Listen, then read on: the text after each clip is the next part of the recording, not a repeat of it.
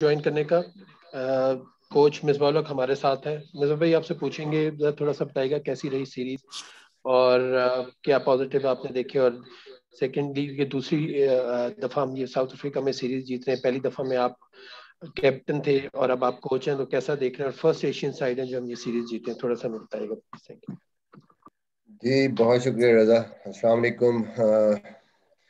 मेरे ख्याल में बड़ी खुशी की बात है सबके लिए, स्पेशली पाकिस्तान क्रिकेट के लिए बड़ी अच्छी बात है कि होम सीरीज अवे सीरीज में स्पेशली साउथ अफ्रीका की कंडीशंस जो हैं वो हमेशा से हमें पता है कि बड़ी टफ कंडीशंस है। स्पेशली जो दो वेन्यूज जहाँ पे हमने मैचेस खेले, सेंचुरियन और Wanderers, pure South African conditions in terms of pace and bounce. तो वहाँ पे आके इस तरह की परफॉर्मेंस आई थिंक एक यंग टीम के लिए, यंग कैप्टन के लिए, स्पेशली बाबर के लिए आई थिंक बहुत बड़ा एक मोरल बूस्टिंग है और कॉन्फिडेंस काफ़ी बढ़ेगा उससे। आगे उसको काफ़ी हेल्प मिलेगी। फिर उसकी अपनी परफॉर्मेंस, फिर फ़खर जमान की परफॉर्मेंस टॉप ऑर्डर की आई थिंक आउटस्टैंडिंग परफॉर्मेंसेस, और फिर जिस तरीके से जो यंग बॉलिंग अटैक है जो अब आहिस्ता आहिस्ता मेच्योर हो रहा है, उसकी परफॉर्मेंसेस आई थिंक बहुत बड़े प्लस हैं पाकिस्तान के लिए। मैं हमेशा एक चीज़ कहता हूँ कि जीत जो है वो बहुत ज़रूरी है मूविंग फॉरवर्ड आपके लिए। आपको कॉन्फिडेंस देती है, आपकी टीम का ओवरऑल कॉन्फिडेंस लेवल बढ़ता है, और स्पेशली इन टर्म्स ऑफ जो कोचिंग स्टाफ है या मैनेजमेंट है और फिर कप्तान है, प्लेयर्स हैं, इन सबको मेरे ख्याल में आगे चलने में सबसे जो इम्पोर्टेंट चीज़ होती है वो कॉन्फिडेंस लेवल होता है, और कॉन्फिडेंस लेवल हमेशा आपका जीतने से बेहतर होता है। तो आई थिंक पूरे पाकिस्तान के लिए भी, सबके लिए खुशी की खबर है कि यहाँ पे हम सीरीज जीते हैं, और दूसरी सीरीज है जो पाकिस्तान यहाँ पे जीत रहा है। तो आई थिंक ये फ्यूचर में बहुत हेल्प करेगी पाकिस्तान को। Obviously there are lot of things जो आपने भी देखी, हमने भी देखी, टीम में इम्प्रूवमेंट की ज़रूरत है, और अभी बहुत ज़्यादा हार्ड वर्क चाहिए उस पर। बट आई थिंक जैसे जैसे आप जीतते हैं तो आई थिंक वो चीज़ें आप और बेहतर अंदाज में कर सकते हैं, क्योंकि थोड़ा सा वो एक जो कंसिस्टेंसी फिर आती है और थोड़ा पैनिक से आप बाहर निकलते हैं, तो आपके लिए आसान हो जाता है काफ़ी डिसीजंस करना। Hopefully overall I think satisfied with the performance, happy team के लिए और कप्तान के लिए भी, जिस तरीके से उसने परफॉर्म किया और जिस तरीके से पूरी टीम ने मिल के एक टफ टूर और टफ कंडीशन में ये सीरीज जीती है। बहुत शुक्रिया। प्लीज। थैंक यू जी। क्वेश्चन आंसर सेशन स्टार्ट करेंगे। ऋषि शकूर, माजिद भट्टी, मोइश शाह एंड शाहिद हाशमी।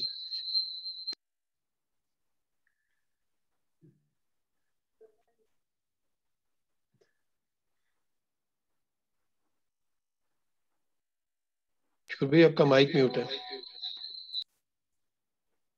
अब मेरी आवाज आ रही है रजा? जी आ रही है अब। जी जी। मिसबा, जिस तरह अभी आपने कहा कि मतलब कुछ चीज़ें हैं जो अभी भी इम्प्रूवमेंट की, तो थोड़ी सी उसकी वजाहत कर दें, क्योंकि दो चीज़ें हम खास तौर पर इस सीरीज में हमने महसूस की। एक तो शादाब, वैसे तो वो इंजर्ड हो गए, लेकिन जो पीछे से चली आ रही है उनकी जो फॉर्म है, विकेट ना लेना, वो कितना फिक्रमंदी की बात है। और दूसरा, दानिश अजीज, आसिफ अली, ये वो प्लेयर हैं कि जिनको आपने मौका दिया, अनफॉर्चुनेटली उनसे रन्स नहीं हुए। तो कुछ इसके बारे में बताएं कि वो कौन से ऐसे शोबे हैं कि जो आप समझते हैं कि अभी भी मतलब उन पर तवज्जो दी जानी चाहिए। देखिए, आपने सही पॉइंट आउट किया।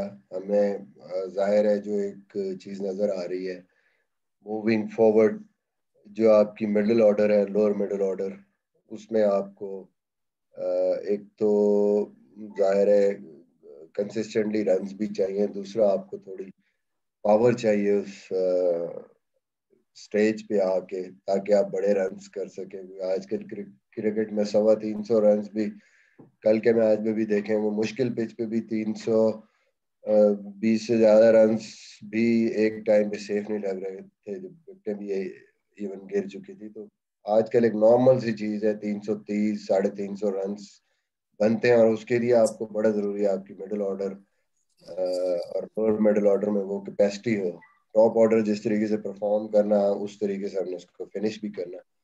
और दूसरी जो इम्पोर्टेंट चीज़ है मेरे ख्याल में अभी भी अगेंस्ट स्पिन जो हमारी बैटिंग है उस पर हम कोशिश भी कर रहे हैं, काम भी कर रहे हैं, बट मेरे ख्याल में हमें और ज़्यादा इसमें इम्प्रूवमेंट लाने की ज़रूरत है। इंडिया में अगर हमने अगले 3 वर्ल्ड कप खेलने हैं तो मेजर जो पार्ट होगा आपकी जो सारी मैचेस होंगे वो इसी पे होंगे कि कैसे आप स्पिन बॉलिंग कैसे करते हैं और स्पिन को कैसे बैटिंग के टाइम पे टैकल करते हैं। ये बड़ा इंपॉर्टेंट रोल होगा इसका उन कंडीशंस में।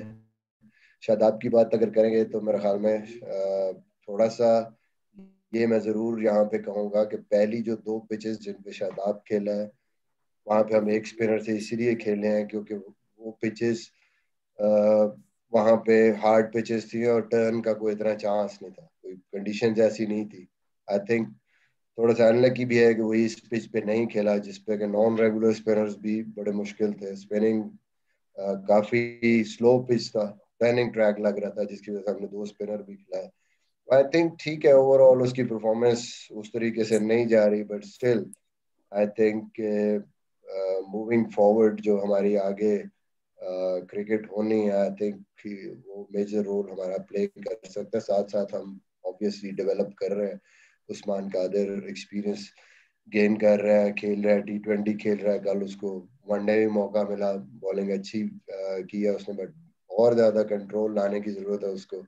फिर नवाज की परफॉर्मेंस बड़ी जबरदस्त रही है। तो कोशिश यही है कि हम हमारे पास इनफ रिसोर्सेज हों जिसमें हम जिनको हम आगे ये जो 3 इम्पोर्टेंट टूर्नामेंट्स होने हैं इंडिया में उसके लिए इनफ रिसोर्सेज हमारे इस डिपार्टमेंट में उनको यूज कर। अच्छा मिसबा, पाकिस्तान टीम ने कल जहां सीरीज को फिनिश किया, आप समझते हैं जाहिर इम्प्रूवमेंट की तो हर वक्त गुंजाइश होती है कि यही महराज थी जो पाकिस्तान क्रिकेट जाहिर दुनिया की बड़ी टीम को उनके मुल्क में जाके हराया, या मजीद अगर हम ऊपर जाना चाहते हैं तो क्या हमारे गोल्स हैं? नंबर 2 के पाकिस्तान के जो बड़े और सक्सेसफुल कैप्टन रहे हैं, आप हुए, इमरान खान, जावेद भाई, सलीम मलिक, वसीम अकरम, तो ये सारे उस वक्त कप्तानी में आए। ये आप भी, कि जब आप लोग काफी सीनियर हो गए थे, मंच गए थे और आपको काफी तजर्बा था, लेकिन बाबर आजम का इतना, हालांकि दुनिया में बड़ा नाम है, उसने बैटिंग में वो सिंगल हैंडेडली मैचेस को फिनिश कर रहा है, तो ये बाबर आजम में इतनी कम उम्री में ये जो इतनी फड़क है कि वो फ्रंट से भी लीड कर रहा है, अंदर भी। कुछ अरसे पहले हम लोग खुद क्या कहा करते थे कि शायद ये रिमोट कंट्रोल कप्तान है, बाहर से कंट्रोल हो रहा है, लेकिन वक्त सबको गलत साबित कर रहा है कि बाबर आजम में जितना कॉन्फिडेंस आ रहा है, तो ये सारी चीजें, इसको किस तरह आप सम अप करेंगे? सबसे पहले तो टीम की बात आप कर रहे हैं। आई थिंक जो भी आप अचीवमेंट करते हैं वो कोई फाइनल डेस्टिनेशन आपका नहीं है। ऑब्वियसली हर टीम का ये गोल होता है कि आप इस टाइम 3 फॉर्मेट्स खेल रही है पाकिस्तान टीम भी और दुनिया की सारी टीम। तो बेसिकली आपका जो बिगर पिक्चर, जो बिगर रोल होता है, बिगर जो गोल होता है वो यही होता है कि आप देखना चाहते हैं कि टॉप 3 में आपकी टीम हो सारे फॉर्मेट्स में। और आपके लिए एक टारगेट होता है कि जी हमने जैसे साउथ अफ्रीका में आके हम लोग खेले हैं, आगे हमारी इंग्लैंड में सीरीज आ रही है और वहाँ पे भी इम्पोर्टेंट वनडे मैचेस होंगे हमारे बिफोर के हम आगे मूव करें। फिर T20 के वर्ल्ड कप आ रहे हैं। तो आई थिंक ये स्टेप्स हैं। एक स्टेप लिया है कि यहाँ पे जीती है टीम, कॉन्फिडेंस गेन किया है कि हाँ हम इन कंडीशंस में जीत सकते हैं। और सबसे इम्पोर्टेंट चीज ये भी है कि अभी आप हमारी जो करंट लॉट को देखें, जिस तरीके से हमारा टॉप ऑर्डर खेल रहा है इन कंडीशंस में, और फिर जो प्लस है कि साथ हमारे पास फास्ट बॉलिंग बैटरी बड़ी जबरदस्त है इस टाइम। वही मशरफ की वजह से वो जो एक हमारा बैलेंस का इशू होता था इन कंडीशंस में आके, फास्ट बॉलिंग ऑलराउंडर के ना होने की वजह से बॉलिंग भी अच्छी कर रहा है, तो वो भी हमें एक प्लस पॉइंट दे रहा है कि इन कंडीशंस में आके हमारी परफॉर्मेंसेस हम बेहतर दे सकते हैं और जीत सकते हैं। तो आई थिंक गोल तो अभी जाहिर है यही है कि आगे हम जहाँ पे भी खेलें, इंग्लैंड में खेलें, वेस्ट इंडीज जाना है, वहां पे हम अच्छा परफॉर्म करते जाए, इम्प्रूवमेंट लेके आए, बेहतर से बेहतर की तरफ जाए। जहाँ बाबर की बात है, आई थिंक जो सबसे इम्पोर्टेंट चीज है किसी भी कप्तान के लिए या प्लेयर के लिए, कि लीड फ्रॉम द फ्रंट। सबसे इम्पोर्टेंट चीज है कि वो एक तो टॉप ऑर्डर में जाता है और गेम को कंट्रोल करता है, और जिस तरीके से वो डोमिनेट कर रहा है फर्स्ट वनडे में, अगर आप देखें कि साउथ अफ्रीकन उस टाइम उन्होंने पूरी कोशिश की है, रबादा ने, नॉटजी ने, कि वो उसको अटैक करें, पीछे भी बॉल किया, बट जिस तरीके से उसने काउंटर अटैक किया, आई थिंक उससे टीम को बहुत ज्यादा एक कॉन्फिडेंस मिलता है, और एक उससे आपके अंदर सेल्फ बिलीफ भी आती है पूरी टीम के अंदर। और फिर आप जो जो परफॉर्मेंस करते हैं तो मेरे ख्याल में आपकी जो डिसीजन मेकिंग है वो भी बेहतर होती है। वो कि उसके बाद इतना एक्सपीरियंस नहीं है कप्तानी का, लेकिन आई थिंक परफॉर्मेंसेस के साथ लीडिंग फ्रॉम द फ्रंट, ये उसको टाइम देगा, अलाउ करेगा, कॉन्फिडेंस देगा, और वक्त के साथ साथ वो बेहतर होगा, और उसकी जो स्ट्रेटेजिकल मूव्स हैं वो और बेहतर होती जाएंगी, तो मेरे ख्याल में और पाकिस्तान के लिए भी बेहतर है, उसके लिए भी बेहतर है। लुकिंग फॉरवर्ड के जिस तरीके से उसने स्टार्ट किया है, होप्स हो कि इंशाल्लाह उसने जिस तरह अपनी बैटिंग में इतनी ज़्यादा इम्प्रूवमेंट की है, जिस तरीके से वो टेस्ट पे अभी पिछले 1-1.5 साल में test as a test batsman जिस तरीके से उसने इम्प्रूव किया है, आई थिंक क्रिकेटिंग सेंस और क्रिकेटिंग वो उसके पास है। होपफुली वो जितना एक्सपीरियंस होता जाएगा कैप्टनसी में भी और ज्यादा उसके बेहतरी आती जाएगी, और पाकिस्तान के लिए बेहतर हो। जी मिसबा, अस्सलाम वालेकुम। एक तो मुबारक हो जी आपको सीरीज जीतने के लिए, बहुत शुक्रिया। और दूसरा बात से ये पूछ रहा था जी, फखर जमान का जिस तरह इमरजेंस है और जिस तरह ऊपर नीचे सेंचुरियां, फिर रिकॉर्ड पाकिस्तान के लिए बनाया कि 50 वनडे में अभी तक इतने स्कोर किसी ने नहीं किया जितना फखर ने किया। तो ये थोड़े अंडररेटेड प्लेयर नहीं है, अंडररेटेड बैट्समैन नहीं है। हम एक तरफ टैग लगा देते हैं कि जी ये सिर्फ वनडे के प्लेयर हैं। एक तो उनको T20 में भी सिलेक्ट नहीं किया गया इनिशियली, फिर आपके और कप्तान की आपने जोर लगाया तो चले आगे। लेकिन अगर एक तरफ ये है कि जी ये टाइम लेके और आगे इनिंग अपनी बढ़ाते हैं, ग्राफ्ट करते हैं, दूसरी तरफ हम इनको कभी टेस्ट के लिए भी कंसिडर नहीं करते, ना हम इनको T20 के लिए करते हैं। तो ये उनका रोल आप एज T20 प्लेयर और आगे फ्यूचर में अगर आने वाले दिनों में एज टेस्ट प्लेयर आप देख रहे हैं या नहीं देख रहे। और दूसरा ये है कि पाकिस्तान की जो पिछली परफॉर्मेंस है वनडे की, काफी अरसे से चली आ रही है, इतनी कंसिस्टेंट नहीं है, लेकिन रिसेंटली हमने आपकी टीम ने शो किया, पाकिस्तान की टीम ने, कि मैचेस और सीरीज ये जीत सकती हैं, ऊपर नीचे हम जीत रहे हैं, आगे इंग्लैंड से खेलना है। तो आगे फ्यूचर कैसा देख रहे हैं वनडे टीम का जी? थैंक यू जी बहुत शुक्रिया। फखर पे आई थिंक मैं हमेशा कहता हूँ कि जितना भी अच्छे बैट्समैन हो, कोई भी जितना भी टॉप क्लास बैट्समैन हो, specially in terms of effectiveness किसी भी प्लेयर की, तो फखर एवरीबॉडी नोज के वो टेक्निकली अगर आप जिस तरह बहुत ज्यादा उसको देखें तो शायद he has his own way of playing. उसमें आपको बुक को देखते हुए अगर कहेंगे तो ठीक है, उसकी जो बैट ग्रिप है, जो बैट स्विंग है, बैक लिफ्ट है, उसकी एक अपनी अपना तरीका है। और मेरे ख्याल में दुनिया में बड़े प्लेयर ऐसे हैं जो कि बुक से हट के खेलते हैं, लेकिन फिर भी वो बहुत इफेक्टिव भी हुआ है, मैच विनर भी हुआ है, वर्ल्ड क्लास प्लेयर भी हुआ है। तो I think in terms of that Fakhar different है। बट जो सबसे अच्छी चीज है वो ये है कि इम्पैक्ट प्लेयर है, और उस जब भी वो रन्स करता है तो उसका जो मैच पे और मैच के रिजल्ट पे जो उसका इम्पैक्ट है वो बहुत बड़ा होता है।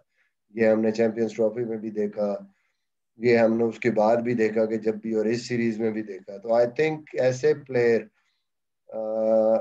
जरूर हमें इनको देखना चाहिए, और जब कोई ऐसे प्लेयर पे वो पैचेस जरूर आ सकते हैं, अगर वो फंस गए और किसी टाइम पे स्कोर नहीं हो रहा, तो उस टाइम पे हमें बैक भी करना है और देखना है, उनकी फॉर्म को देखना है। तो I think in terms of form अब वो बाहर हुआ है पहले भी T20 में, अनफॉर्चुनेटली उससे रन्स नहीं हुए। जैसे उसकी फॉर्म बेहतर हुई है वनडे में, क्योंकि वो परफॉर्म करता हुआ आ रहा है, तो उसका शायद कॉन्फिडेंस लेवल भी बेहतर था और इसलिए उसको बैक भी किया। और अब जब उसकी फॉर्म बेहतर है तो आई थिंक ये अपॉर्चुनिटी है हमारे पास कि उसको हम यूटिलाइज कर सकते हैं कहीं पे भी। अगर दूसरे फॉर्मेट में भी किसी के लिए रास्ता बंद नहीं होता किसी भी फॉर्मेट में, आई थिंक ऐसे प्लेयर जो आपके लिए मैच जीत सकते हैं एट देयर ओन, उनको जरूर कंसिडर करना चाहिए, देखना चाहिए, जहां भी उनकी जरूरत है उनको यूटिलाइज करना चाहिए। मिसबा अस्सलाम वालेकुम। दूसरा दूसरा पार्ट इसका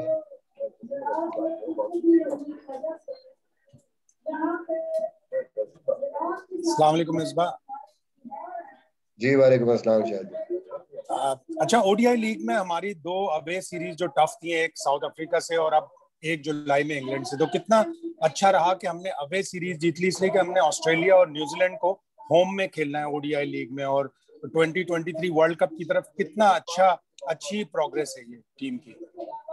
जी मेरा ख्याल में बहुत खुशाइन बात है पाकिस्तान के लिए। मैं हमेशा कहता हूँ कि जब यंग टीम होती है, नई टीम होती है और कैप्टन आपका नया होता है, और स्पेशली हमारे लिए भी, वो हर जीत जो है वो बड़ा मैटर करती है।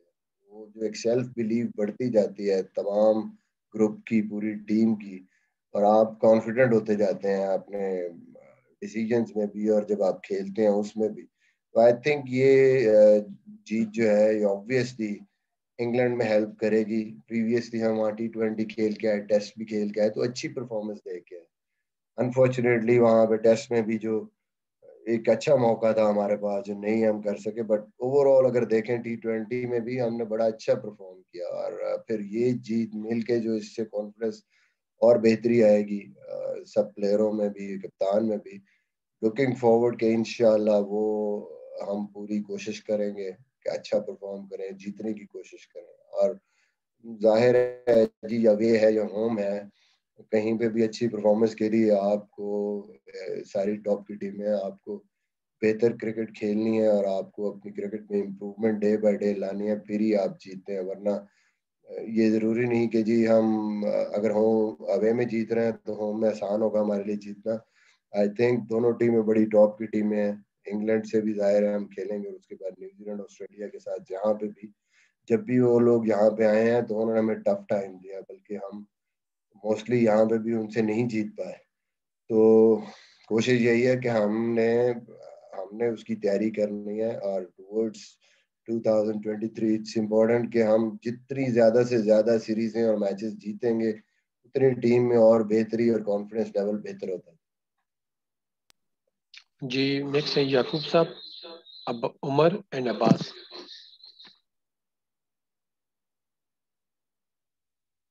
माइक ऑफ है मेरे ख्याल में याकूब भाई। हेलो। जी जी अब आ रही है आवाज याकूब। जी जी जी मिसबा, एक तो अब मुबारक हो आपको और आपकी टीम को कि बड़ी अच्छी विक्ट्री आई है। इसका बड़ा इंतजार था हमें कि आप ओवरसीज भी जीते। तो दूसरी एक बात है कि कल का मैच बड़ा बड़ा क्रूशल था। तो ये कोई बताया कि क्या क्या रीजन थी कि आपने इस मैच में सरफराज को विकेट कीपर का रोल भी दिया, उसको खिला दिया अचानक। हालांकि क्रूशल मैच था और 2 साल से आप कहते आ रहे हैं कि रिजवान हमारा लीडिंग जो है ना फर्स्ट चॉइस है एज ए विकेट कीपर। तो इसलिए क्रूशल मैच में क्या वजह बनी कि ये इतना बड़ा डिसीजन लिया गया। और दूसरा मेरा क्वेश्चन है कि आप ये भी देखें कि साउथ अफ्रीका टीम ने अपने 5 जो थे मेन प्लेयर, उसके बगैर ये मैच खेला, फिर भी उन्होंने अच्छी फाइट की। तो इसको कैसे देखते हैं आप? देखिए सबसे पहले तो जो सरफराज की बात है, एक तो जाहिर है हम जो प्लेयर यहाँ पे यंगस्टर्स लेके आए थे मिडिल ऑर्डर में, थोड़ा सा कंडीशंस की वजह से उनको डिफिकल्टी आई और उस तरीके से परफॉर्म नहीं कर पाए। तो आपको पता है जब आप पहली सीरीज खेल रहे होते हैं और फिर कंडीशंस भी ऐसी होती हैं और सडनली आप अंडर प्रेशर हो जाते हैं, तो बेहतर यही समझा कि हम थोड़ा सा एक्सपीरियंस, 2 मैचों में हमारा वो middle order lower middle order में कोलैप्स हुआ, तो उसकी वजह से हमने कहा कि एक लिंक जो है हमारे पास, ये इम्पोर्टेंट मैच है, एक एक्सपीरियंस प्लेयर को स्पेशली एज अ बैट्समैन हम लेके आए मिडल में। और दूसरी उसकी रीज़न ये भी थी कि थोड़ी सी पिच भी हमें लग रही थी कि ये स्लो पिच लग रही है और यहाँ पे स्पिनर्स का रोल होगा। शम्सी को उन्होंने नहीं खिलाया, बट हमें था कि शम्सी भी होगा और मे बी मार्करम भी ओवर करे और एक्स्ट्रा स्मट्स खेलेगा, वो भी उनका स्पिनर है, तो वो शायद ज़्यादा स्पिन बीच में आएगी। तो हमें हमें एक ऐसा मिडल ऑर्डर में प्लेयर चाहिए एक्सपीरियंस के, जो वहाँ पे जाके उसको नेगोशिएट कर सके।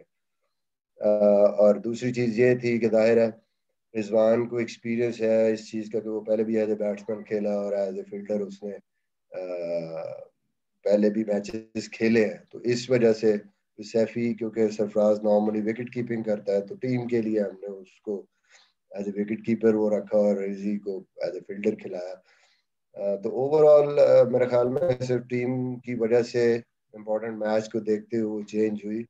जहाँ तक आप बात कर रहे हैं साउथ अफ्रीका के प्लेयर नहीं थे और एक यंग टीम थी, तो मेरे ख्याल में ये ज़रूर है कि उनके प्लेयर चेंज हुए हैं, लेकिन आप देखें कि जो जो प्लेयर उनके आए हैं, जिन्होंने रिप्लेस किया उनके प्लेयर्स को, जैसे इनके ओपनर आए और क्विंटन डी कॉक की जगह उनको देखें तो उन्होंने प्रीवियस सीरीज में उनको 70-80 की एवरेज है इंटरनेशनल क्रिकेट में। वो के 4-5 मैच खेले हैं, लेकिन ऑस्ट्रेलिया के खिलाफ भी 100 किया, स्मर्ट्स ने रन किया, क्लासन ने रन किए हुए, सबकी 40 प्लस की एवरेजेस हैं और अपनी होम कंडीशंस में they are very good players.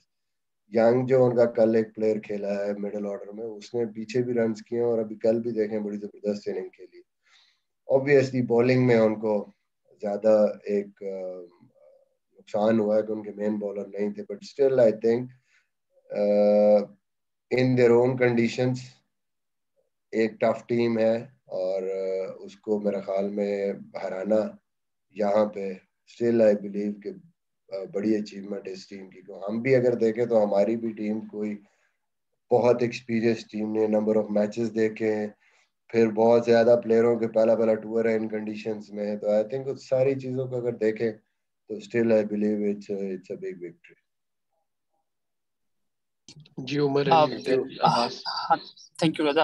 Mister भाई, हमने देखा एक मेथड था इस सीरीज में, आपको टॉप ऑर्डर पे आप ओवर रिलाय कर रहे थे, मिडिल ऑर्डर पे बेसिकली आप चाह रहे थे कि नीचे आके लड़के ओवर पावर हिटिंग करें, लेकिन हमने देखा कि टॉप ऑर्डर और बॉलर ने रिस्पॉन्ड किया, लेकिन मिडिल ऑर्डर में काफी होल नजर आया, आपको काफी चेंजेस भी करनी पड़ी। हालांकि कल भी जो आपने चेंजेस की, जो आपने सरफराज को जस्टिफाई करने की कोशिश की है, इट डिडंट वर्क आउट। अगर हम देखें नंबर 5, 6, 7 की बात करें, वो भी 8 पे आके हसन ने 3-4 छक्के मारे तो गेम को स्विंग अवे किया, लेकिन there is a big hole in the middle order. तो आप समझते हैं कि आप there more questions now rather than answers? नहीं, मेरे ख्याल में क्वेश्चंस तो सिंपल हैं। मिडिल ऑर्डर में हमने देखना है ऑब्वियसली सरफराज, क्योंकि अभी आपको इसलिए नजर आ रहा है कि मिडिल ऑर्डर ने बल्क ऑफ द ओवर्स खेले हैं और वो जो सरफराज के लिए एक स्लॉट थी, जो प्रीवियसली हमें फील हो रहा था कि 15वें 16वें ओवर में या 20वें ओवर में जब मिडिल ऑर्डर की बारी आ रही थी, तो there was no one to play those 15 to 20 overs. तो बेसिकली तो उस चीज को देखते हुए एक एक्सपीरियंस बैट्समैन डाला था। ये इस मैच में तो टोटली वो सिनेरियो ही डिफरेंट हो गया ना, कि वो हमारी 40 ओवर्स तो ऑलमोस्ट हमारी टॉप ऑर्डर खेल गई। तो इसलिए उस सिचुएशन में तो यही बनता था कि आपने जाके एक्सेलरेट करना है। आई थिंक जितना भी वो खेला है उसने टीम के लिए कोशिश की कि ठीक है जी, मैं जाके 100 प्लस के स्ट्राइक रेट से खेलूं, क्योंकि हमने 300 प्लस का रन करना है, आउट इंसान होता है हो जाता है। ओवरऑल हमें जाहिर है जी नई जो एक हमारी थ्योरी थी नीचे से पावर हिटिंग और उस पावर की, वो जाहिर है हमारा 6-7 नंबर उसमें थोड़ा सा हम जो है सक्सेसफुल नहीं रहे और उसको हमने देखना है आगे।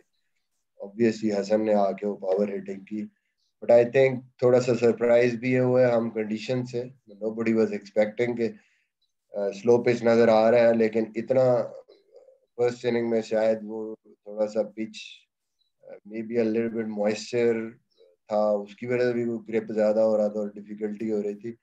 बट आई थिंक कि मैंने पहले ही कह दिया था कि ये एरिया है हमारा जिस पे हमने आगे बहुत ज्यादा फोकस करना है। अनफॉर्चुनेटली फहीम, नवाज या आसिफ या दानिश जो जिनको हम थोड़ा सा सोच रहे थे डिफिकल्ट कंडीशंस यहाँ की में आके उस तरीके से नहीं कर सके, बट स्टिल फील के इनमें पोटेंशियल है, हम इनको राइट ऑफ नहीं कर सकते।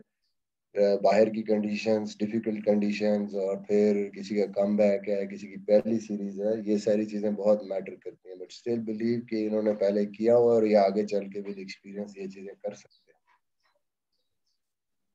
तो हम समझे कि Sarfaraz will continue playing in middle order. लेकिन ये तो डिपेंड करता है, विल सी कहाँ खेल रहे हैं, कंडीशंस कैसी हैं टीम को देखते हुए।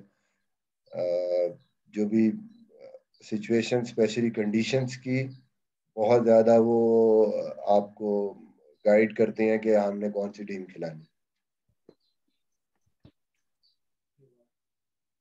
जी मिस्टर अस्सलाम वालेकुम। जी वालेकुम।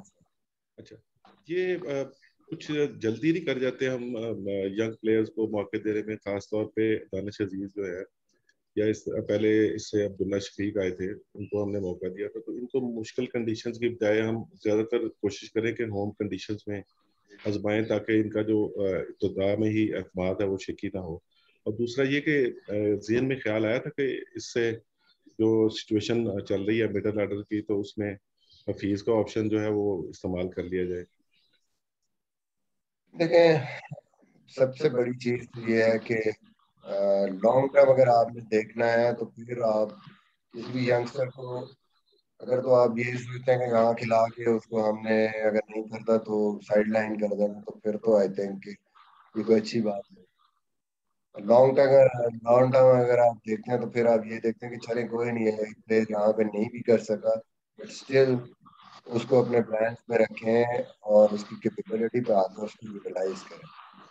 तो मेरे ख्याल में ऐसे ही हम सोच रहे हैं, इन प्लेयरों को हमको राइट ऑफ नहीं कर रहे हैं, हमने देखना है, आगे भी लेके चलना है और चांसेस देंगे इंशाल्लाह। किस तरह चलते हैं हफीज का जहाँ तक बात है, तो ऑब्वियसली थोड़ा सा हमारा फोकस वनडे क्रिकेट में है, क्योंकि अभी 2023 में हमने वर्ल्ड कप खेलना है, तो हम कोशिश कर रहे हैं कि हम जो भी यंग प्लेयर हैं उनको खिलाएं, ताकि उस वक्त तक कोई भी प्लेयर इन पोजीशंस पे सेटल डाउन हो, और हम फिर 2023 में हफीज को हम अगर अब खिलाते हैं और फिर वी डोंट नो कि जी उस वक्त तक क्या सिचुएशन होगी, फिर हमारे पास वो जो अपॉर्चुनिटी है किसी और को रेडी करने की, वो भी मेरे ख्याल में हमारे पास नहीं रहेगी।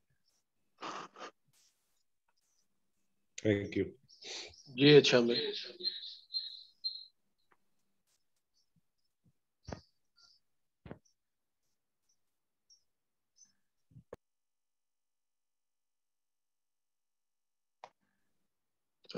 अच्छा भाई, आपको आवाज आ रही है? अगर आपको आवाज आ रही है तो आप प्लीज क्वेश्चन कर लीजिए।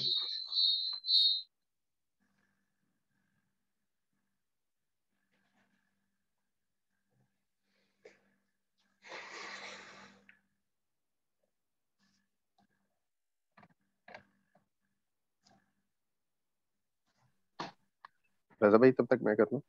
जी असलाम। इसमें पहले तो बहुत बहुत मुबारक हो आपको, सीरीज जीते हैं। ये बताइएगा, जब आप कप्तान थे तब भी कौमी टीम का एक बड़ा इशू बैटिंग कोलैप्स रहा है, अभी भी हमें कहीं ना कहीं कोलैप्स जो है वो नजर आता है। तो आप, यूनुस खान भी मौजूद हैं, आप भी मौजूद हैं, तो इस बैटिंग कोलैप्स पे कितना काम कर रहे हैं बैट्समैनों को, क्या चीज जो है आप बताना चाह रहे हैं कि इस कोलैप्स से जो है बाहर निकले और तसलसल की तरफ आए। और दूसरा मेरा ये सवाल है कि बाबर आजम T20 में ओपनिंग रोल में हमें नजर आ रहे हैं, रिजवान ने T20 में उनका साथ दिया ओपनिंग में, तो अब जब फखर जमान और शर्जील खान टीम के अंदर मौजूद हैं, तो तो रिजवान और बाबर में से किसका जो बैटिंग पोजीशन है, आप देख रहे हैं कि उन्हें नीचे आना पड़ेगा, या आप समझते हैं कि रिजवान बतौर ओपनिंग जो है वो अच्छा कर रहे हैं, तो उन्हें उन्हीं के साथ कंटिन्यू करेंगे? देखें, इंतजार कर लें, 10 को पता चल ही जाएगा कि क्या करते हैं, इतनी जल्दी क्या है, दूसरी टीम को बता दो।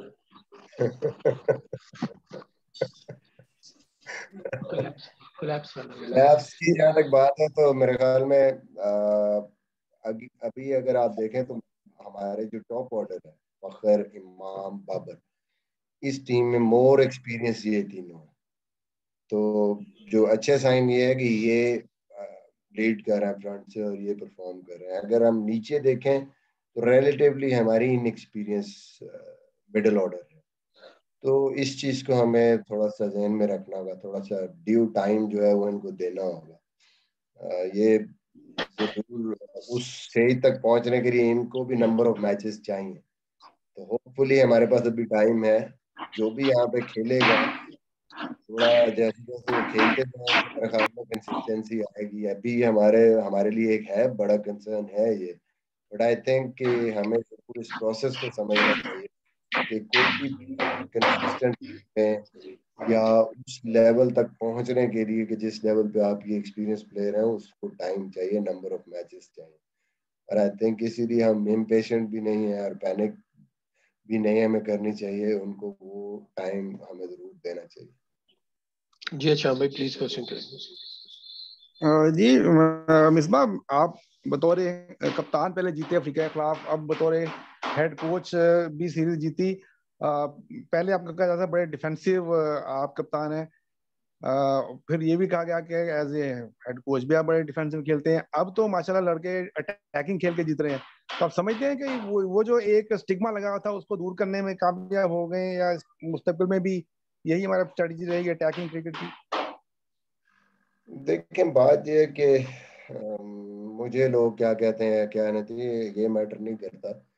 वक्त के साथ आपको चलना है, और वक्त के साथ अगर आपने चलना है तो जो आजकल की वाइट बॉल क्रिकेट है, चाहे वो T20 है या ODI क्रिकेट है, वो आपको ये बिल्कुल साफ बता रही है कि भाई बैटिंग में आपने टारगेट करना है एटलीस्ट 200 रन T20 में, और अगर वनडे आप खेल रहे हैं तो आपने अराउंड कोई 350 रन करने हैं। 325-30 रन आप करते हैं तो वो एक फाइटिंग टोटल है, और अगर आपने जीतना है तो इससे भी ज्यादा करना है। तो मेरे ख्याल में आपका सर्वाइवल ही नहीं है इससे कम पे। तो जो कुछ रूल्स हैं और जो विकेट्स हैं वो भी इस तरह की हैं कि अगर आप ये तीनों मैचेस देखें तो कोई इतनी ज्यादा मार कुटाई नहीं आपको है ना। नॉर्मल अगर आप क्रिकेट खेलते हैं, अच्छी क्रिकेटिंग शॉट्स खेल के अगर आप खेलते हैं और उन 50 ओवर्स को यूटिलाइज करते हैं तो 330 प्लस माइनस कोई थोड़ा आगे पीछे रन आपके बनते हैं। वही जो आपके टेक्निकली अच्छे बैट्समैन और क्रिकेटिंग शॉट्स खेलते हैं, वो ज्यादा जिसको कहते हैं कि बदतमीजी वाली क्रिकेट भी नहीं खेलते, वो ज्यादा सक्सेसफुल भी हैं, वो रन्स भी करते हैं और वो आपको 300 प्लस के रन्स देते हैं। तो मेरे ख्याल में यही मॉडर्न वे है क्रिकेट खेलने का। और आई थिंक अगर हमें सरवाइव करना है वाइट बॉल क्रिकेट में तो हमें इसको फॉलो करना होगा, और यही वक्त की जरूरत भी और टीम की जरूरत भी। तो इंशाल्लाह कोशिश करेंगे कि इसी पैटर्न पे चलें और इसको फॉलो करने की कोशिश करें। जी लास्ट क्वेश्चन अजहर प्लीज। अस्सलाम वालेकुम मिसबा भाई, मुबारक हो एक तो सीरीज जीतने की। मेरा क्वेश्चन ये है कि वनडे सीरीज जीते हैं तो किस हद तक हम कामयाब हुए हैं मॉडर्न डे क्रिकेट खेलने में? कितना सक्सेसफुल रहा प्लान जो मॉडर्न डे क्रिकेट खेलने का था? और दूसरा T20 में जो है हम नंबर 1 रीगेन करने के लिए क्या प्लान है, उस हवाले से जरा थोड़ा सा बता दें। देखिए, अभी मैंने बात की कि हमारी टॉप ऑर्डर ने बड़ा अच्छा परफॉर्म किया और हमें वो एक मौका दिया कि हम 300 प्लस के स्कोर करें। कहीं ना कहीं middle order, lower middle order में हमें अभी भी इम्प्रूवमेंट की ज़रूरत है, और अगर वो हम उसको सही तरीके से एक कनेक्शन हमें मिल जाता है टॉप ऑर्डर का मिडिल ऑर्डर के साथ, अगर लोअर मिडिल ऑर्डर के साथ, तो आई थिंक ये जो 300 प्लस के स्कोर हैं और हम इसको 25-30 रन और ज़्यादा कर सकते हैं। तो मैं कहूँगा कि स्टिल तो यहाँ पे middle order, lower middle order में इम्प्रूवमेंट की गुंजाइश है। टॉप ऑर्डर मेरे ख्याल में बहुत अच्छा खेली है रिस्पॉन्सिबिलिटी के साथ भी, और उनकी जो ओवरऑल स्ट्राइक रेट्स भी थे वो बड़े ज़बरदस्त थे। यहाँ पे हमें इम्प्रूवमेंट की ज़रूरत है। इंशाल्लाह जो T20 का भी प्लान है वो यही है, मैंने अभी बात की कि आजकल आपके पास सर्वाइवल ही नहीं है, आपने कोशिश करनी है कि आपने 200 रन करना है, और 200 रन भी मोस्टली ग्राउंड्स पे और पिचेस पे सेफ नहीं है। तो मिनिमम आपने इसके अराउंड रन सोच के चलना है, अनलेस के कंडीशन ऐसी हो गई है कि वो ऑब्वियस कोई पिचेस ऐसी डिफिकल्ट आ गई है तो यही मोटो होना चाहिए। And then you have to have the bowling lineup. आपके पास स्पेशलिस्ट बॉलर ऐसे होने चाहिए वाइट बॉल क्रिकेट में जो विकेट टेकिंग ऑप्शन हो आपकी। आजकल की क्रिकेट में जब तक बैट्समैन अंदर है, आखिरी बैट्समैन फखर जमान ने प्रूव किया दूसरे मैच में, कल के मैच में साउथ अफ्रीका ने प्रूव किया कि अनटिल आप आखिरी बैट्समैन आउट नहीं कर लेते, दूसरी टीम वो मैच से आउट नहीं होती, चाहे 11 की एवरेज है, 12 की रिक्वायर्ड है, 14 की एवरेज है। आई थिंक विद रन्स आपके पास नया बॉल, मिडल ओवर्स और पुराने बॉल पे स्ट्राइक बॉलर्स भी जरूरी हैं, और इसी पे काम भी कर रहा हूँ, कोशिश कर। जी थैंक यू वेरी मच जी, आप सबका ज्वाइन करने का थैंक यू मिस हो गया।